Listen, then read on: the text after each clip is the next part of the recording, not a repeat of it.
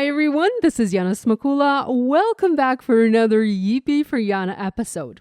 In this video, I'll show you how to use masking paper and masking technique to add color to the backgrounds of your stamped images. So let's go ahead and get started. Here I have a panel of Neenah Solar White 80-pound cardstock and a beautiful black-eyed Susan's stamp from Simon Says Stamp. I'm going to stamp this image onto white panel, ink blend the background, and then color the image to create beautiful daisies on a light blue background.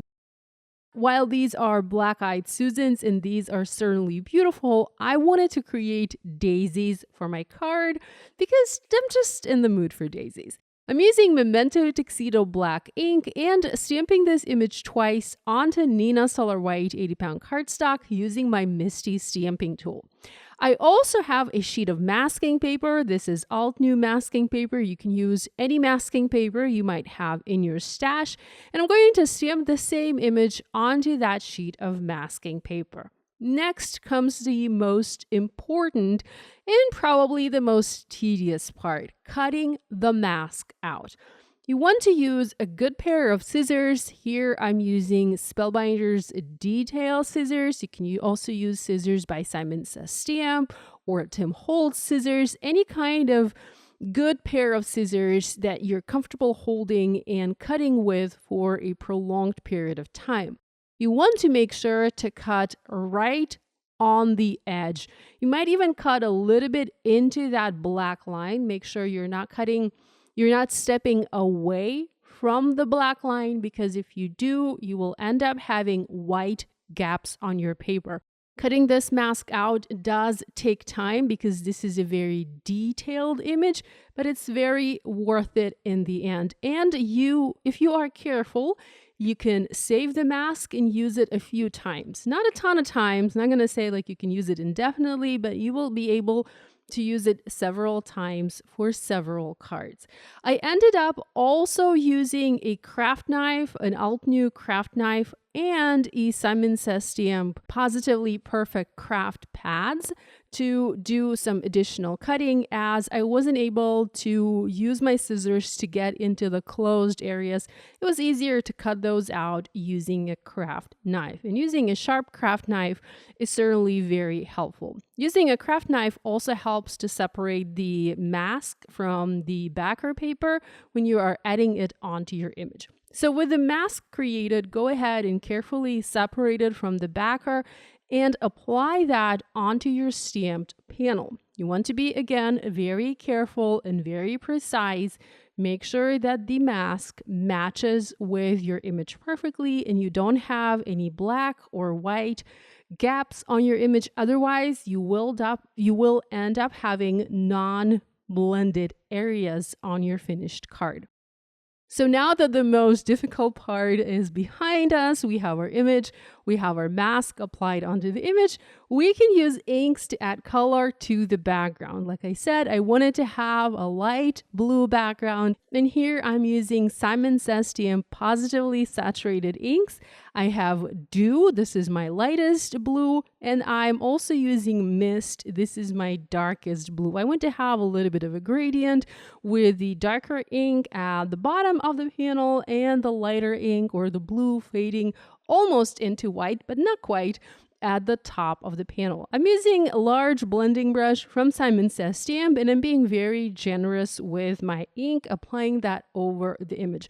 Because the mask is adhered onto the panel, the mask has adhesive on it, I can be sure that I'm not going to add any ink where I'm not supposed to, because the mask grips onto the panel nicely. So I can be confident with my ink blending. When you do the ink blending, it's going to look splotchy and uneven at first, but be sure to let it dry and the ink will even out and will look beautiful in the end. If you have time, you can ink blend the panel, set it aside, come back to it, maybe in like half an hour or an hour, and see if you like it without removing the mask, So just let it sit, let the ink sit for a little bit before you remove the mask to see if you like how the background looks. And if you don't, you can always come back and add more ink to create a more saturated or a darker panel, or add ink where you have some splotchy or uneven areas.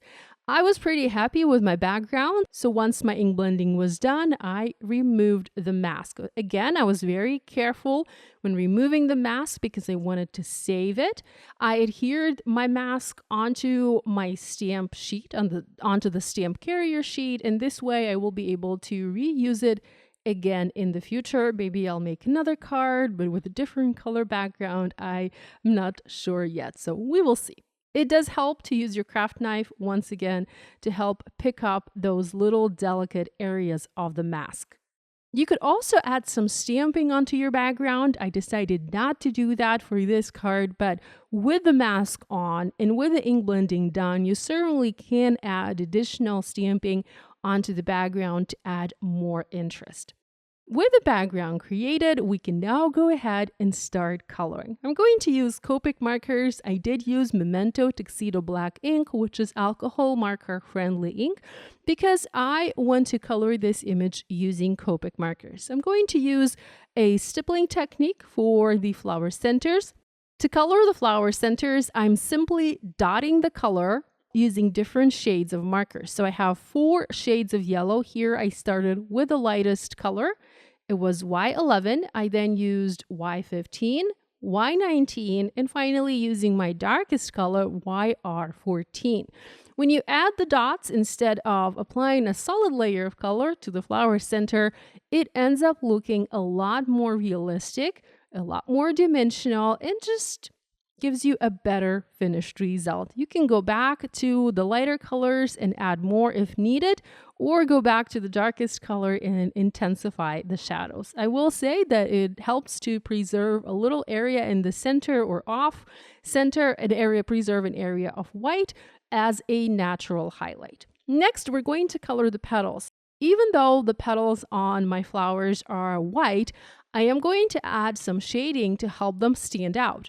White is never really white. There are highlighted and shaded areas on any white surface. So using a gray marker, here I'm using a C3 and we'll also use this C1, helps to add shadows and little folds in the petals and little details, and that helps the petals look realistic. So I'm adding those shadows at the base of the petals, and you will later see me coming back with a marker and adding little folds at the tips of the petals. Daisies are actually super easy to color because you just need to color the flower centers and add a tiny bit of shading to the petals.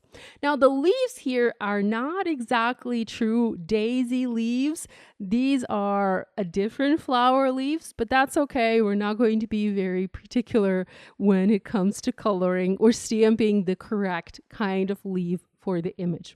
So to color the leaves, I'm using my go-to green Copic markers, and here I'm applying a flick stroke technique. I featured that technique in my previous video. I'm basically using 3 colors, a light, a medium, and a dark. This is YG67, also using YG17 and YG03, and I'm flicking the color onto the image rather than doing a circular motion blend. So I'm not saturating the entire area of the leaf. I'm rather flicking the color, coloring it from the base and from the tip into the center. And the center is where I want to have a little bit of a white preserved so that there is a highlight. I've zoomed in here quite a bit so you can get a better idea of the coloring. I'm holding my marker gently with my fingers and I'm adding little strokes, little flicks with my marker, applying the darkest color here first.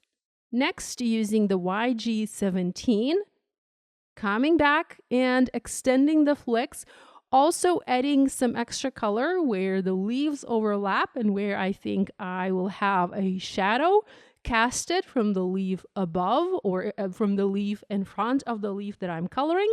Adding more flicks here to extend that darker green. Adding flicks from the other side of the leaf that overlaps the leaf that I'm coloring. And finally, using the lighter color to connect the 2 areas together. Now, I do have some sections on my image where I did not cut my mask correctly. And if you look really close, you can kind of see that I have some white areas where there's no background color and also where there's no Copic marker color. Those areas are very close to the leaves and to the stems. To fix that, I'm just going to use my green marker and gently go outside the line, outside the edge of my leaf, and apply a tiny bit of green to meet with the background blue. Had I had a white background, this would have been very noticeable, but since my background has color, going outside the edge of my image does not show. In fact, it helps to fix the blending or the masking mistake here. So keep this trick in mind if you do use this technique. And here I'm using a C3 marker and I'm adding little folds in the flower petals. I'm adding little strokes from the tips of the petals.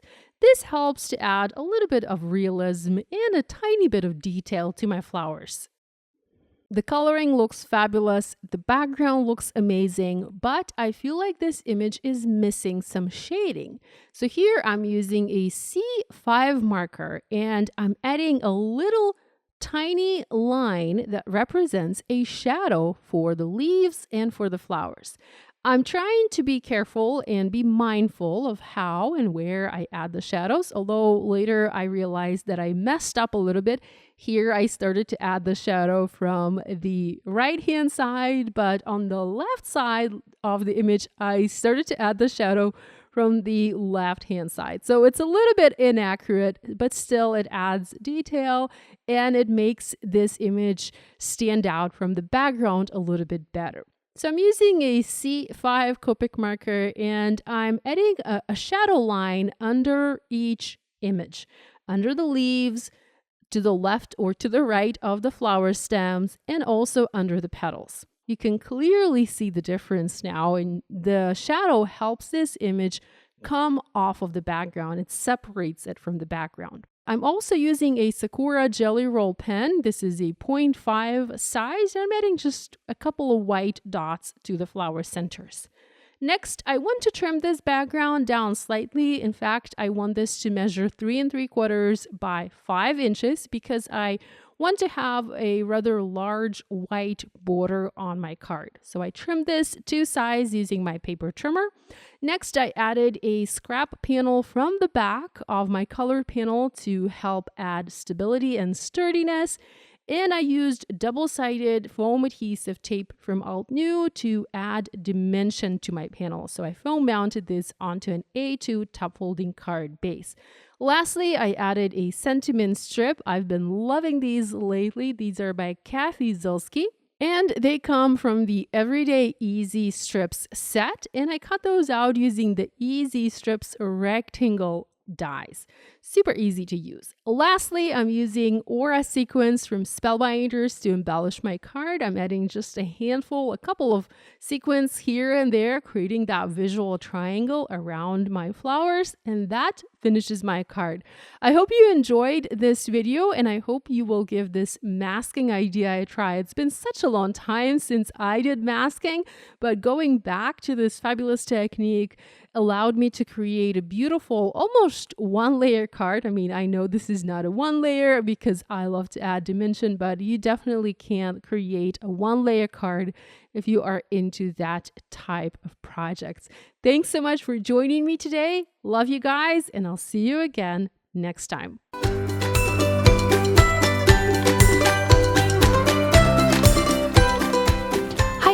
I'm Heidi, Simon's mama and founder at simonsaysstamp.com. Thank you so much for watching our video. If you like what you just saw, be sure to press the thumbs up and subscribe to see more great content.